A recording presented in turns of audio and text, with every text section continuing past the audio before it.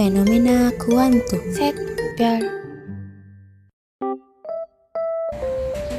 Yang pertama ada hukum pergeseran Wien. Hukum pergeseran Wien menjelaskan jika bentuk spektrum pada suatu suhu diketahui, bentuk spektrum pada suhu lainnya dapat ditentukan. Menurut Wien, panjang gelombang untuk intensitas cahaya maksimum berkurang dengan meningkatkan suhu. Perhatikan grafik 2 berikut.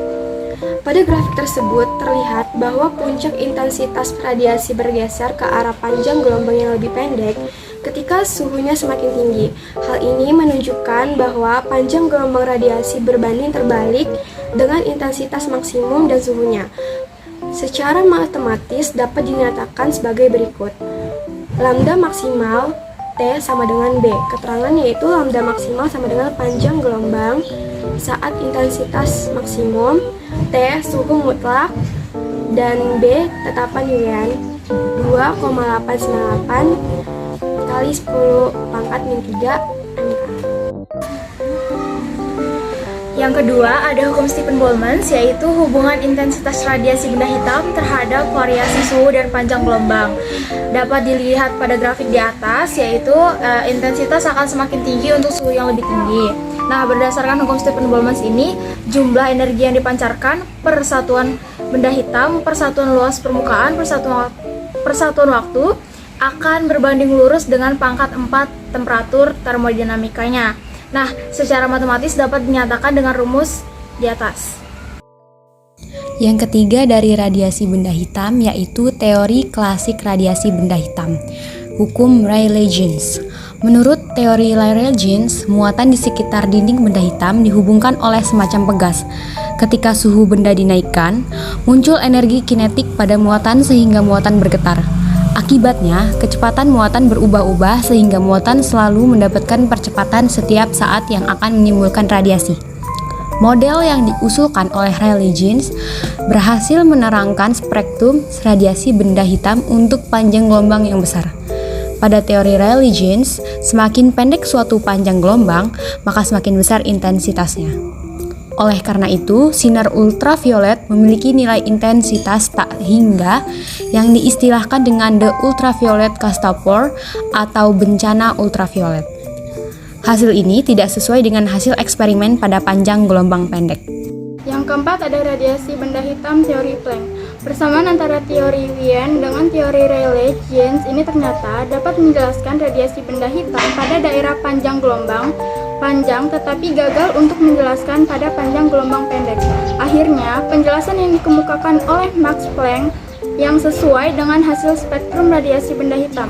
Menurutnya, energi radiasi benda hitam dipancarkan tidak secara kontinu, tetapi secara diskontinu, yaitu pancaran radiasi benda hitam dipancarkan dalam bentuk paket-paket energi yang disebut kuanta atau kemudian lebih dikenal dengan sebutan E sama dengan N kali H kali F sama dengan N dikali H kali C per lambda.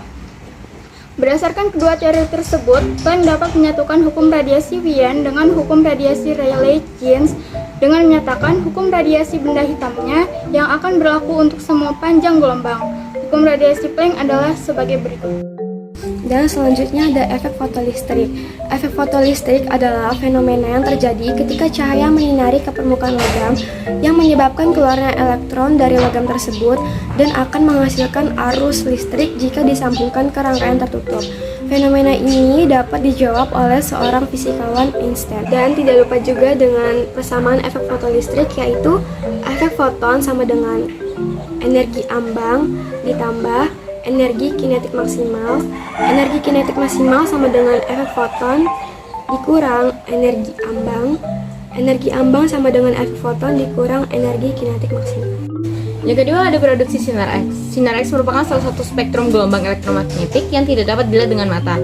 Sinar X terjadi akibat elektron-elektron dari katode menumbuk anode dengan kecepatan yang sangat tinggi. Pembentukan sinar X ini merupakan kebalikan dari efek fotolistrik.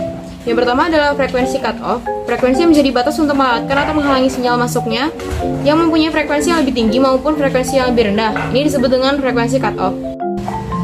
Sinar X memiliki beberapa karakteristik, yaitu yang pertama, tidak dibelokkan oleh medan magnet maupun medan listrik. Yang kedua, mempunyai daya tembus tinggi dengan frekuensi yang tinggi dan panjang gelombang yang pendek. Yang ketiga, dapat diserap oleh timah hitam. Yang keempat, tidak dapat didifraksikan oleh prisma atau lensa, tetapi bisa didifraksikan oleh kisi kristal. Yang kelima, yang terakhir, bergerak lurus dengan kecepatan 3 × 10⁸ meter per second di ruang hampa. Momentum foton dan efek Compton. Einstein menyatakan kesetaraan antara massa dan energi dengan persamaan E sama dengan mc². Dari persamaan tersebut diperoleh persamaan momentum relativitas sebuah foton, yaitu P sama dengan hf per c atau P sama dengan h per lambda. Yang selanjutnya yaitu efek Compton.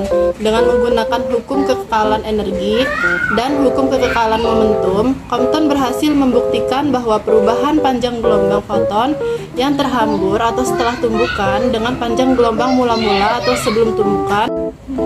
Yang keempat, dualisme gelombang partikel. Louis de Broglie mengatakan bahwa sebuah partikel seperti elektron yang bergerak dengan kecepatan tertentu akan memiliki sifat gelombang, seperti memiliki panjang gelombang dan frekuensi. Ia kemudian mengembangkan hipotesisnya bahwa partikel dapat berperilaku sebagai gelombang, dan sebuah gelombang pun akan dapat berperilaku sebagai partikel pada kondisi tertentu. Yang terakhir, ada prinsip ketidakpastian Hensberg dari sebuah dualisme cahaya. Jadi, prinsip ketidakpastian Hensberg menyatakan bahwa kamu tidak bisa secara bersamaan mengetahui posisi dan kecepatan sebuah benda secara tepat. Mengapa tidak? Karena semua hal di alam semesta memiliki sifat partikel dan gelombang secara bersamaan. Jadi, fenomena kuantum adalah fenomena yang muncul akibat ada beberapa fenomena yang tidak dapat dijelaskan menggunakan teori fisika klasik.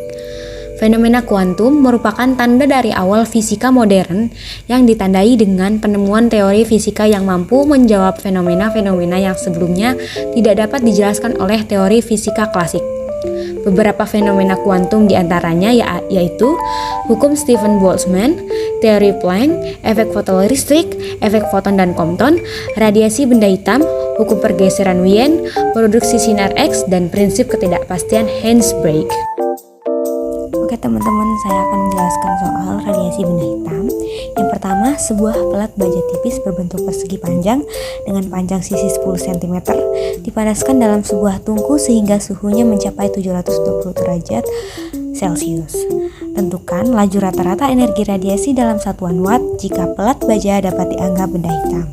Sudah kita ketahuin bahwa A-nya itu 0,02 meter kuadrat karena 2 dikali 0,1 meter kuadrat.